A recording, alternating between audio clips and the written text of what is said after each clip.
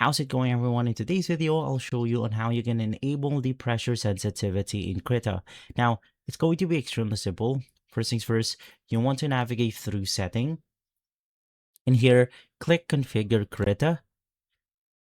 Then you want to select the tablet setting. You just want to make sure that you have selected the Windows 8 Plus pointer input. Click on OK. And then right after, you want to navigate back to setting. Click on the configure toolbar. And then right after, you simply want to search for pen pressure, or we have the sensitivity. Now in my case, it's going to be inside already, so I'm just going to delete it. Pen pressure. Click on it. Click on this arrow that moves it to our current toolbar. Click on apply. Click OK. And from there, you can see your pen pressure, which is going to be this one. And right after, you have successfully enabled your pen pressure in Krita.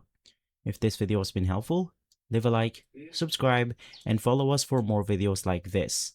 Thanks for watching.